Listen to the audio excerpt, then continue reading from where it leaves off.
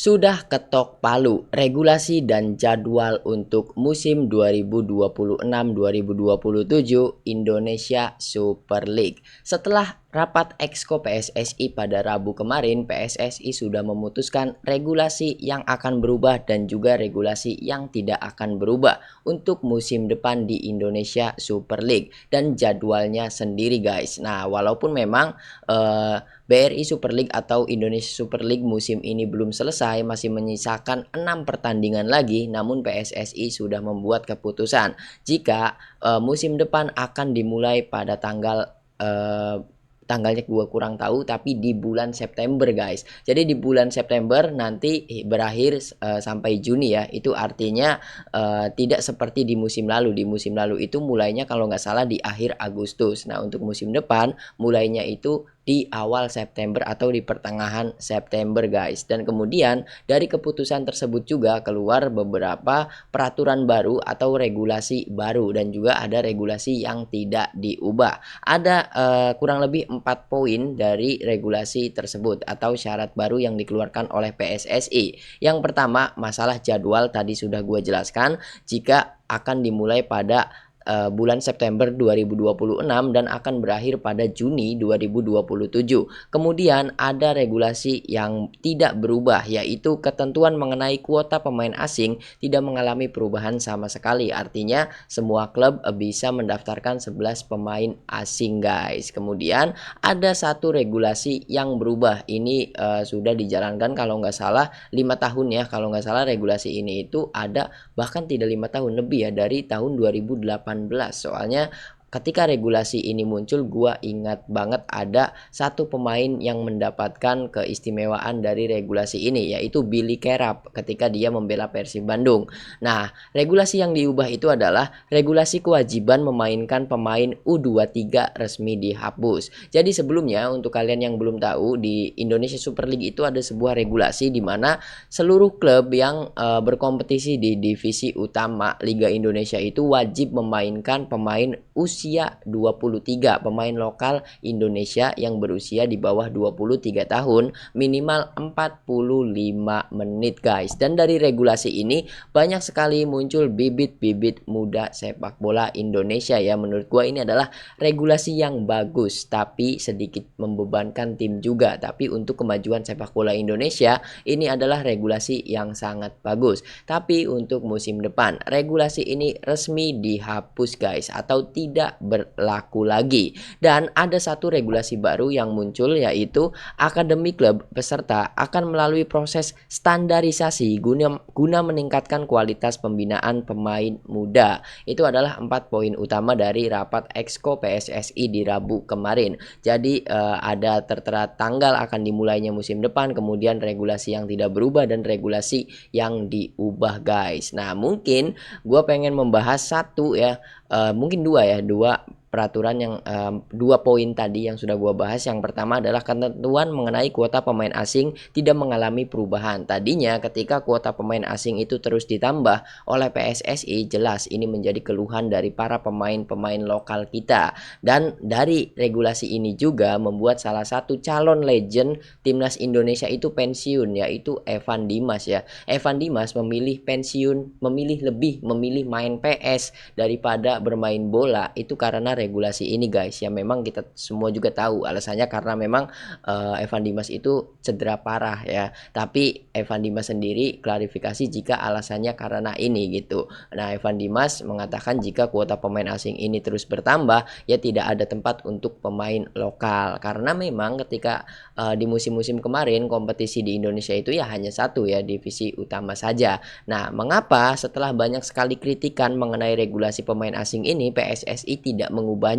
Ya karena di musim depan PSSI akan menambah kompetisi baru yang sudah gua bahas di video-video sebelumnya. Jadi ada rencananya itu tentu saja Piala Presiden akan terus berjalan, artinya Indonesia memiliki 2 kompetisi tetap, dan di musim depan akan diselenggarakan untuk pertama kalinya diselenggarakan kembali, yaitu Piala Indonesia. Artinya di sepak bola Indonesia memiliki 3 kompetisi resmi guys. Nah, artinya pemain lokal ini mendapatkan tempat dan juga juga tentu saja pemain-pemain yang tidak mendapatkan menit bermain di liga bisa berkompetisi di Piala Presiden ataupun di Piala Indonesia. Ini bagus banget untuk meningkatkan menit bermain dari para pemain lokal guys. Jadi pemain lokal itu sekarang tidak khawatir untuk tidak dimainkan karena kompetisinya banyak. Tentu saja kita akan melihat vibe sepak bola Indonesia itu seperti ketika kita melihat vibe sepak bola Eropa ya. Ketika melihat di Inggris ada FA Cup, ada Carabao, kemudian di Spanyol ada Supercopa, ada Copa del Rey gitu. Jadi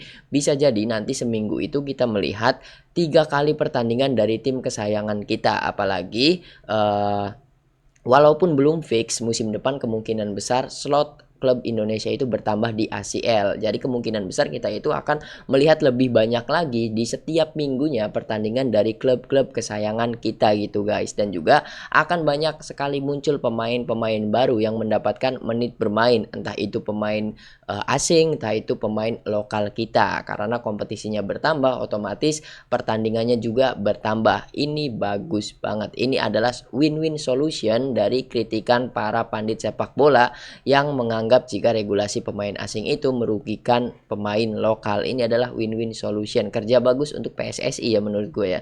Dan regulasi yang terakhir yaitu regulasi kewajiban memainkan pemain U23 resmi dihapus. Poin itu juga aslinya masih nyambung seperti pembahasan gue tadi, di mana adanya regulasi ini itu untuk menyelamatkan bibit-bibit muda kita gitu. Karena memang regulasi pemain asing yang terlalu banyak. Jadi klub harus dipaksa memainkan pemain lokal U23-nya gitu guys. Nah, berhubung pertandingan dan juga kompetisinya sudah bertambah, itu sudah tidak menjadi masalah menurut gua karena pemain U23 juga tentu saja nantinya akan mendapatkan tempat ya.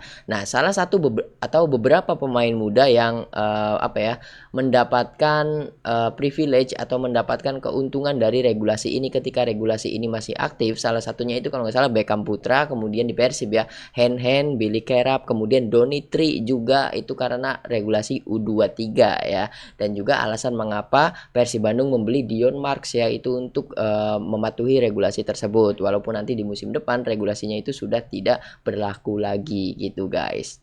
Dan untuk para pemain lokal khususnya para pemain muda, jangan takut karena masih banyak sekali peluang untuk kalian mendapatkan menit bermain. Mengingat sekarang Liga 1, Liga 2, Liga 3 dan juga Liga 4 itu akan memiliki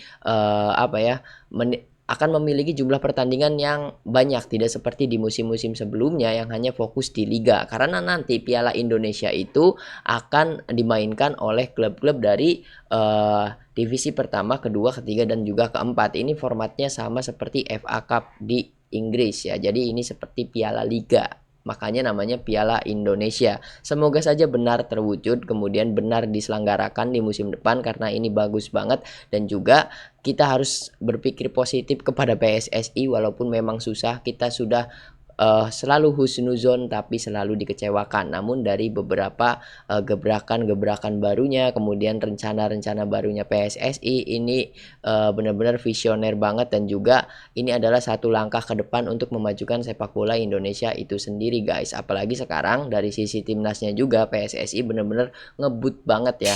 Ngebut banget itu mencari lawan yang sepadan untuk timnas Indonesia seperti kemarin untuk FIFA Matchday saja, dan juga untuk untuk tahun depan juga FIFA Matchday lagi PSSI mengupayakan agar timnas Indonesia melawan negara-negara yang besar gitu diupayakan, karena memang sudah terbukti di 2 tahun kemarin kita langsung melawan juara dunia yaitu Argentina. Dan Pak Erick Thohir berjanji jika nanti FIFA Matchday tahun depan setelah World Cup itu di bulan September atau November gue lupa, masih diupayakan untuk melawan tim besar. Dan terbukti juga di ajang FIFA Series kemarin, walaupun mengecewakan yang tadinya kita itu berprediksi jika FIFA Series nanti itu akan dihadiri oleh Portugal, Prancis, itu gagal ya. Tapi tetap tidak mengecewakan menurut gua.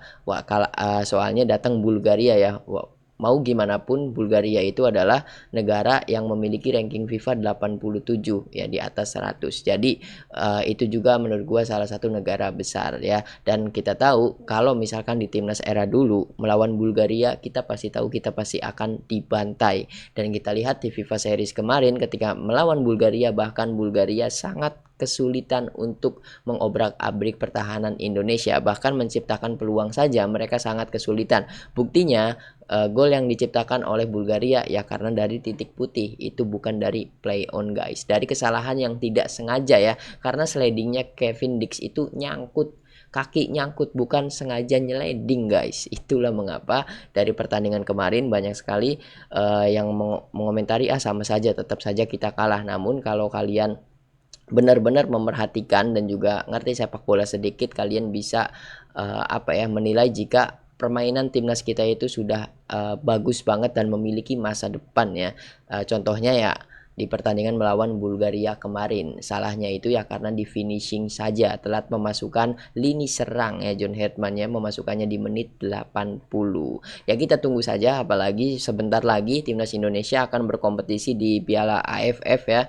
Ini juga membuat para pemain timnas sekarang itu bersemangat karena mereka ingin segera mendapatkan satu trofi untuk dirayakan bersama rakyat Indonesia gitu guys. Kita tunggu saja apakah nanti timnas Indonesia asuhan John Herdman ini akan memiliki atau akan mendapatkan hasil yang positif di Piala AFF, yaitu doa kita semua semoga menjadi juara. Kita tunggu saja.